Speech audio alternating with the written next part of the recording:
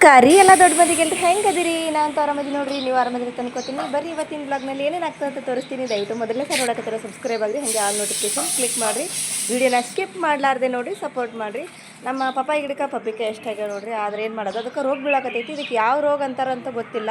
ನಾನು ನಿಮ್ಗೆ ತೋರಿಸ್ತೀನಿ ನೋಡ್ರಿ ವೀಡಿಯೋದಲ್ಲಿ ಈ ಥರ ಬಿಳಿ ವೈಟ್ ಕಲರ್ ಅದೇನು ಹುಳುಗಳದಾವೋ ಏನದಾವೋ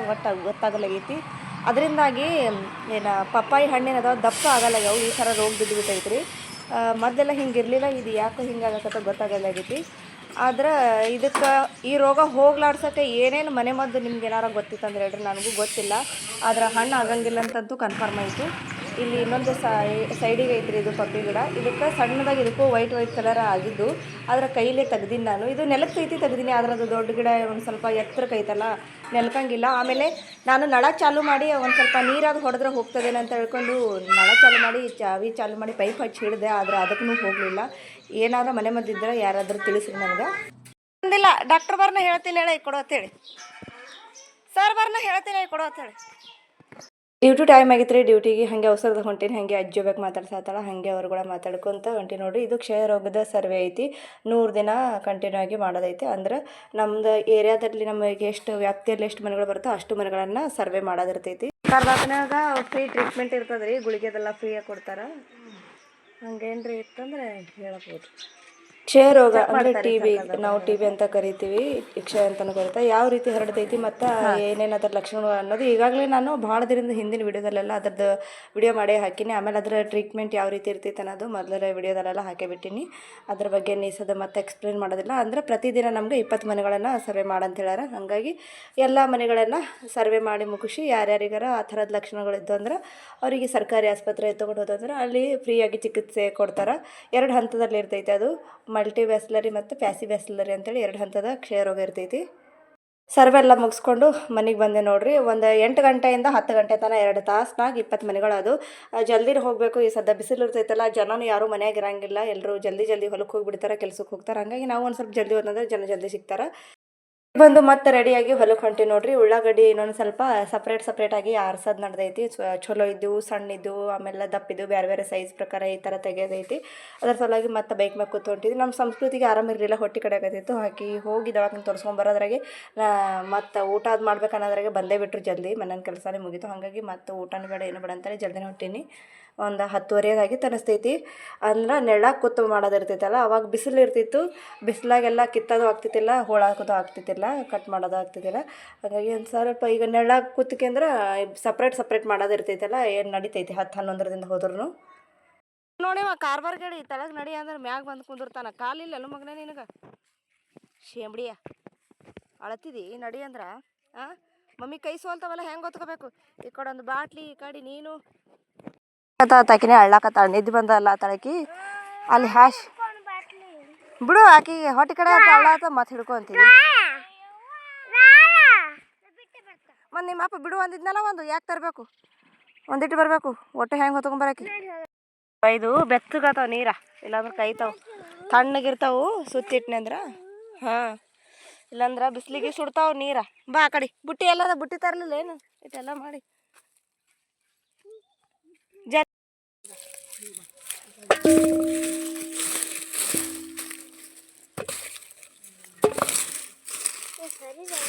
ಹೋಗಿ ಹಿಂದೆ ಹೋಗು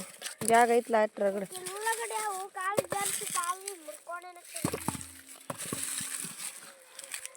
ಇವು ಸ್ವಲ್ಪ ಆಗನ ಒಯ್ತದ ಹಾಕಿ ನೋಡ್ಗ ಹಿಂಗಾಗ್ತಾವ ಪಾಪ ನಮ್ಮ ಸಂಸ್ಕೃತಿ ಭಾಳ ಅಳ್ಳಾಕತ್ತಿದ್ರಿ ಮುಂಚೆನೇ ಹೊಟ್ಟೆ ಭಾಳ ಕಡಾಕತ್ತಿತ್ತಂತ ಏನೋ ಪೌಡ್ರ್ ತೊಗೊಂಡು ಬಂದ್ವಿ ಏನೋ 10 ರೂಪಾಯಿ ಪ್ಯಾಕೆಟ್ ಇರ್ತಲ್ಲ ಅದು ತೊಗೊಂಡು ಬಂದಿದ್ವಿ ಅದಕ್ಕೆ ಕಡಿಮೆ ಆಗ್ತದೆ ಅದು ಗ್ಯಾಸ್ಟ್ರಿಕ್ ಏನಾದ್ರು ಪ್ರಾಬ್ಲಮ್ ಇತ್ತಂದ್ರೆ ಕಡಿಮೆ ಆಗ್ತೈತಿ ಬಟ್ ಆಕೆಗೆ ಹೊಟ್ಟೆ ಕಡಾಕತ್ತಿದ್ದು ಭಾಳ ಒದ್ದಾಡಿ ಅಳ್ಳಾಕತ್ತಿದ್ಲು ಹಾಗಾಗಿ ಮತ್ತೆ ದವಾಖಾನಿಗೆ ತೊಗೊಂಡು ಹೋಗಿ ಬಂದ್ವಿ 2 ಥರ ಗುಳಿಗೆ ಮತ್ತು ಒಂದು ಔಷಧ ಕೊಟ್ಟಾರ ಈಗ ಕುಡಿಯೋಣ ಕಡಿಮೆ ಆಗೈತೆ ಅಂದಳು ಆ ಕಡೆ ಹೋಗಿ ಆಕೆ ಮಲ್ಕೊಂಡಾಳ ನಮ್ಮ ಜಾನ್ವಿ ಒಯ್ದು ಹಾಕಕತ್ತವ್ರು ಉಳ್ಳಾಗಡ್ಡಿ ಸಪ್ರೇಟ್ ಆಗಿದ್ದು ಕೊಳತಿದ್ದು ಬೇರೆ ಮಾಡೇವಿ ಆಮೇಲೆ ಒಂದು ಸ್ವಲ್ಪ ಡಾಗ್ ಬಿದ್ದಿದ್ದು ಬೇರೆ ಮಾಡಿವಿ ನಮ್ಮ ಸಂಸ್ಕೃತಿ ಜಾನ್ವಿ ಇಬ್ಬರೂ ಒಯ್ದು ಹಾಕಿದ್ರು ಸಂಸ್ಕೃತಿನೂ ಆರಾಮಾದ ಬಳಿಕ ಆಕಿನೂ ಒಯ್ದು ಹಾಕಿದಳ್ರಿ ಆ ಕಡೆ ಇಬ್ಬರು ಕೆಲಸ ಮಾಡಕತ್ತಾರ ಏನು ದಿನ ಹೊಲಕ್ಕೆ ಬರೋಕ್ಕಾಗಂಗಿಲ್ಲ ರೀ ಇಲ್ಲಿ ಬಂದು ಮುಟ್ಟೋದ್ರಾಗೆ ಮತ್ತೆ ಏನ್ರಿ ಒಂದೊಂದು ಎಮರ್ಜೆನ್ಸಿ ಕೆಲಸಗಳೋದು ಇರ್ತಾವೆ ಹಾಗಾಗಿ ನಾನು ಬರೋಂಗಿಲ್ಲ ಈ ಥರ ಏನಾದರೂ ಒತ್ತಡದ ಕೆಲಸ ಹೊಲದಾಗ ಬಂದಾಗ ನಾನು ಏರಿಯಾದಂದು ಕೆಲಸ ಮುಗಿಸ್ಕೊಂಡು ಮಧ್ಯಾಹ್ನದಿಂದ ಅಥವಾ ಕೆಲಸ ಆದ ಬಳಿಕ ಹಾಗೆ ಅವಾಗವಾಗ ಬರ್ತಿರ್ತೀನಿ ದಿನ ಬರೋಕ್ಕಂತೂ ಆಗೋದೇ ಇಲ್ಲ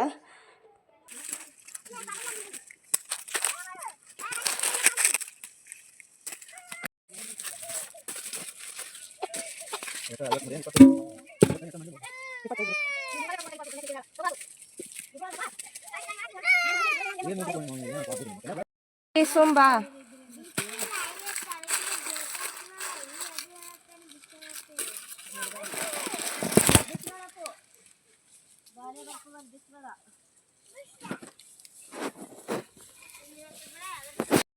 ಶೇಂಗಾ ತೊಗೊಂಬರ್ತಾರ ಬಾರೋ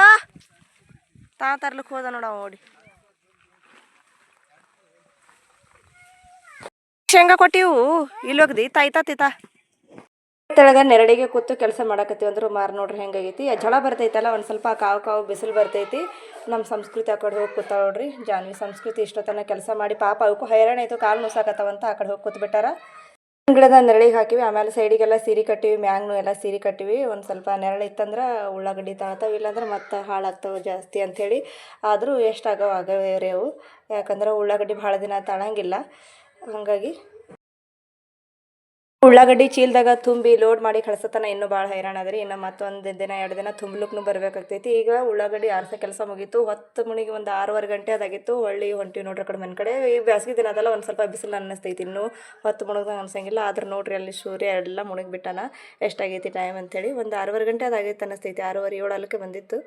7 ಆಗಿರಲಿಲ್ಲ ಅನ್ನಿಸ್ತೈತಿ ಒಂದು 6:30 ಆಗಿತ್ತು ಅಲ್ಲಿ ನಾವು ಮತ್ತೆ ನಮ್ಮ ಪತ್ರ ಶೆಡ್ ಬಲ್ಲಿ ಹೋಗಿ ಅಲ್ಲಿ ದನಗಳಿಗೆ ಮೇವು ನೀರು ಹಾಕ್ಯಂದ್ರೆ ಹೋಗ್ಬೇಕಾದ್ರೆ ಮತ್ತೆ ಇನ್ನೂ ಲೇಟ್ ಆಗ್ತೈತಿ ಮಕ್ಕಳೆಲ್ಲ ಹೊಂಟಾರ ನೋಡ್ರಿ ಆ ಕಡೆ ನಡ್ಕೊಂತ ಮತ್ತೆ ಸೂರ್ಯ ಹೊಟ್ಟಬಾರ್ದೇನು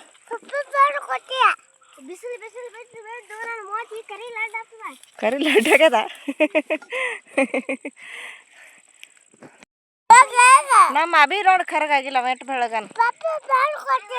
ಪಪ್ಪ ಫೋನ್ ಕೊಟ್ಟಿ ಮತ್ತೆ ಜಗತ್ನಾಗ ಅವನೇ ಸುಂದರ ಅದಾನ ನಿನ್ ಫೋನಾ ಪಪ್ಪ ನೆನ್ಪಿರ್ಲತ್ತ ಗೊತ್ತಿಲ್ಲ ಎಲ್ಲಿ ಇವ್ರದಾರ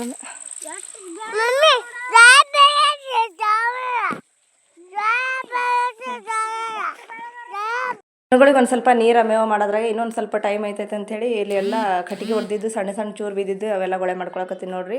ಈಗ ಒಂದು ಸ್ವಲ್ಪ ಗ್ಯಾಸಿನ ಪ್ರಾಬ್ಲಮ್ ಆದತ್ತೇಳಿ ಅಂತೇನಲ್ಲ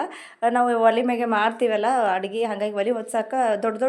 ಕಟ್ಟಿಗೆಗಳು ಇರ್ತಾವೆ ಅದ್ರ ಜಲ್ದಿ ಹೊತ್ತಂಗಿಲ್ಲ ಹಾಗಾಗಿ ಸಣ್ಣ ಕಟ್ಟಿಗೆಗಳೆಲ್ಲ ಆರಿಸಿಟ್ಟಿನಿ ಒಂದು ಗೊಬ್ಬರ ಚೀಲದ ಹಾಕಿಟ್ಟಿನಿ ಯಾವಾಗಾರ ಹೊಲಕ್ಕೆ ದಿನ ಅಂತೂ ಬಂದೇ ಬರ್ತಾರೆ ಬರುವಾಗ ಹೊಳ್ಳಿ ಅದು ಚೀಲ ತೊಗೊಂಡು ಬರ್ಲಿಕ್ಕೆ ಬರ್ತೈತಿ ಈಗ ಹೋಗಂತೂ ಜಾಗ ಸಾಲಂಗಿಲ್ಲ ನಾವೇ ಭಾಳ ಜನ ಆಗಿರ್ತೀವಿ ಇದೆಲ್ಲ ಗೊಳೆ ಮಾಡಿಟ್ನಂದ್ರೆ ಬರುವಾಗ ತೊಗೊಂಡು ಬರ್ತಾರೆ ಅಷ್ಟೊತ್ತಿಗೆ ಟೈಮ್ ನೋಡ್ರಿ 7 ಗಂಟೆ ಆಗಿಬಿಡ್ತು